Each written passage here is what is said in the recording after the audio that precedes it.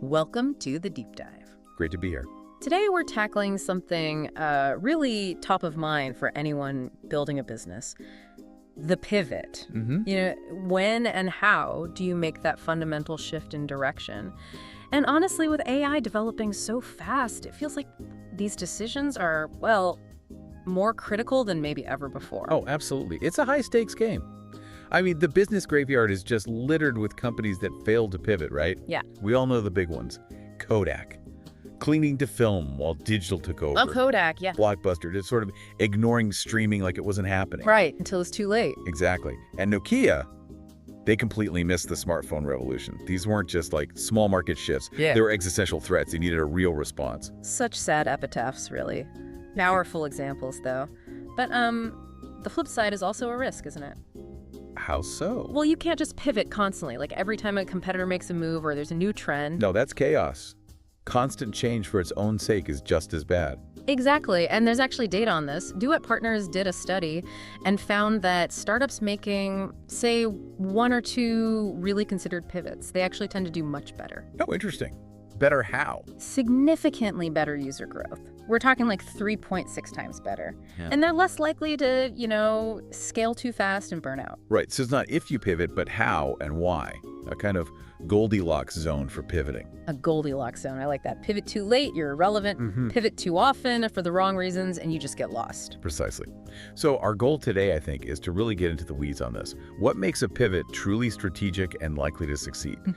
Especially now with this generative AI wave washing over everything. Yeah. It's definitely not about chasing every shiny new tech toy. It's got to be about understanding the real signals, the underlying shifts, and making informed bets on your future. Okay, so let's dive right into that core question then.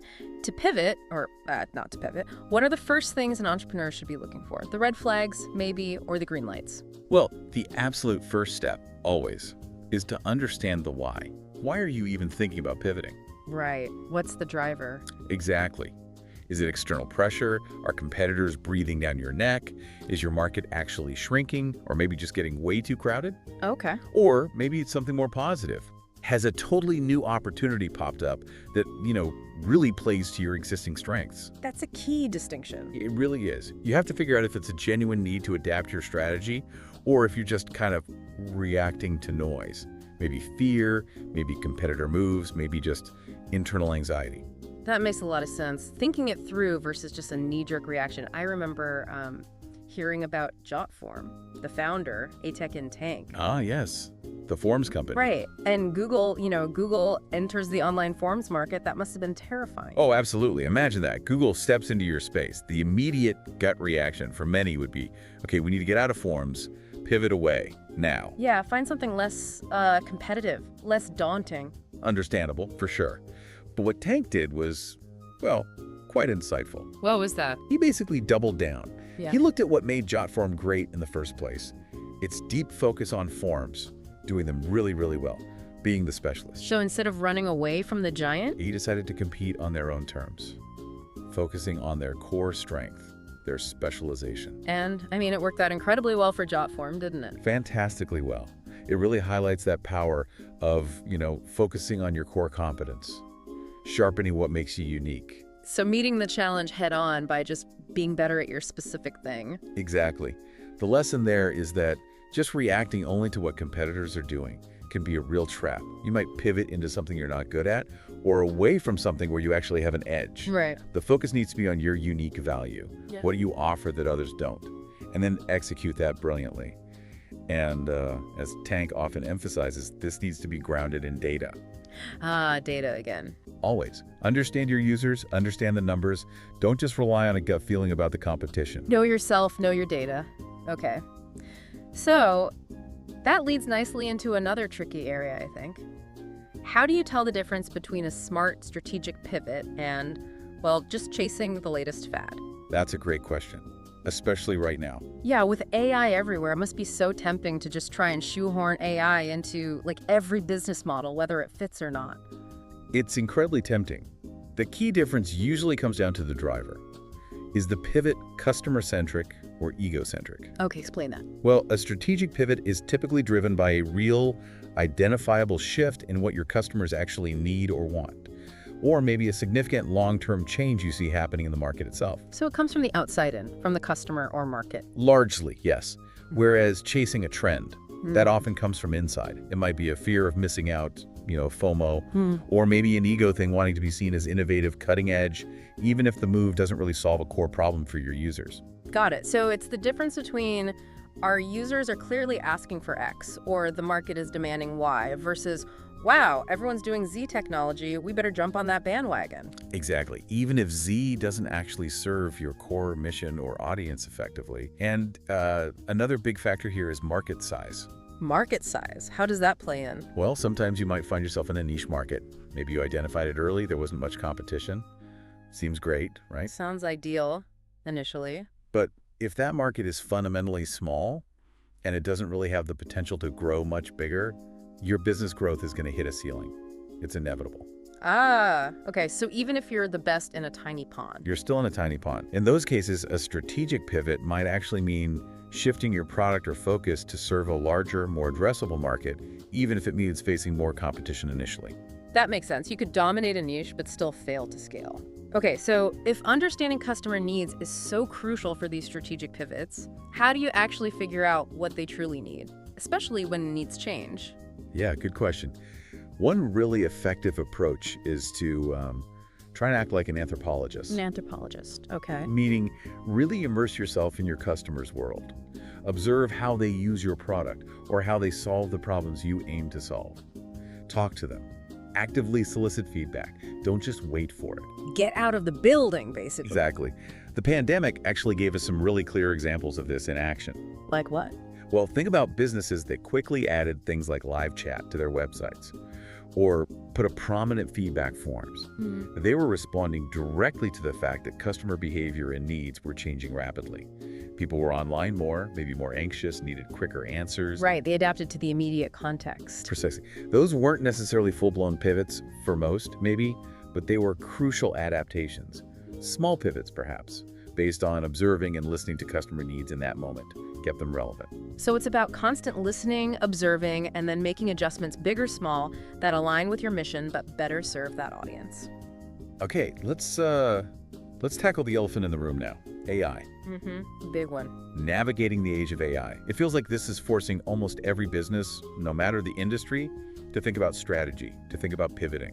Undeniably, yeah. This generative AI boom. It's truly transformative. It presents just, well, immense potential, but also some pretty significant dangers if handled poorly. How so? Dangers like what? Well, it reminds me a bit of the early internet days, the dot-com bubble. Ah, okay. The hype cycle. Exactly. Remember companies like Pets.com? They embraced the new technology and the internet, but without a solid, sustainable business model underneath. Right. Great website, sold dog food at a loss, didn't end well. Didn't end well at all. So the danger is jumping onto the AI bandwagon just because it's new and exciting without figuring out how it actually creates real, sustainable value for your business and customers. Hype alone isn't a strategy. So caution is needed. A measured, strategic approach, even with something as powerful as AI. Precisely. Gary Shapiro talks about this quite compellingly in his book, Pivot or Die. Okay. His argument, essentially, is that leaders who fail to proactively engage with AI, to figure out what it means for them, they risk becoming obsolete very, very quickly. Wow, so inaction is potentially fatal. He certainly thinks so. The pace of change is just accelerating. Ignoring a shift this fundamental, that could absolutely be an existential threat for many businesses. But wait, isn't that slightly contradictory? Be cautious like Tets.com, but also act fast or die. Well, it's nuanced, right? Shapiro's advice isn't just adopt AI, any AI now. Right. He really emphasizes leveraging your existing core strengths as the starting point. Ah, back to the core competence idea. Exactly. Ask, how can AI augment what we already do well? How can it enhance our existing value proposition? He talks about identifying both sort of short-term achievable AI applications, things you can implement relatively quickly, and developing a longer-term vision. A vision for how AI might fundamentally reshape the industry and your place in it. Precisely.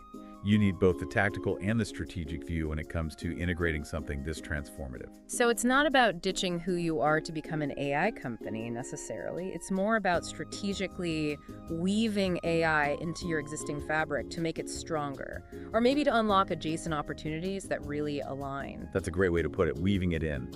And Shapiro has this quote that I think really captures the scale of this moment. He says something like, "I think this era in history will go down as never has there been such a radical transformation in technology and innovation and opportunity for people to do amazing things." That's a bold statement. Huge opportunity. Huge opportunity. But then he immediately follows up with the crucial reality check. He says navigating this requires a lot of thought, input, figuring out where do we want to go, where do we want to bet, and how much do we want to bet. So it's not a free-for-all. It requires deep thinking, strategic choices, calculated bets. Exactly. It's about making informed, strategic wagers on the future, grounded in your strengths, and a clear view of the landscape, not just, impulsively jumping because everyone else seems to be. That feels like a really balanced and actionable way to think about it. Okay, so as we bring this deep dive toward a close, what are the main things you'd want our listeners to really take away as they grapple with these tough decisions about pivoting, especially right now? I think the most crucial takeaway, honestly, is that there's just no magic formula. There's no single checklist that tells you exactly when or how to pivot. It's always context dependent. Deeply context dependent. It demands a really thorough understanding of your specific market, your customers, and how their needs are evolving, your own genuine core strengths, and the big technological waves like AI that are reshaping the whole playing field. And it sounds like in this era of just breakneck technological change, that ability to make bold moves, but moves that are strategic and deeply considered, that's becoming more vital than ever for survival, let alone growth. Couldn't agree more. It's essential. Which maybe leads to a final thought for you, the listener, to mull over. Okay. In a world that feels like it's defined by constant change, constant disruption, what are the fundamental principles that should guide your choices when you feel that pressure, that need to adapt? Maybe think about the lessons we learned or should have learned from previous massive shifts. The rise of the internet, the mobile revolution. How might those experiences, those successes and failures, inform how you approach this current AI transformation? It's not just about reacting, right? It's about trying to actively shape your future within it.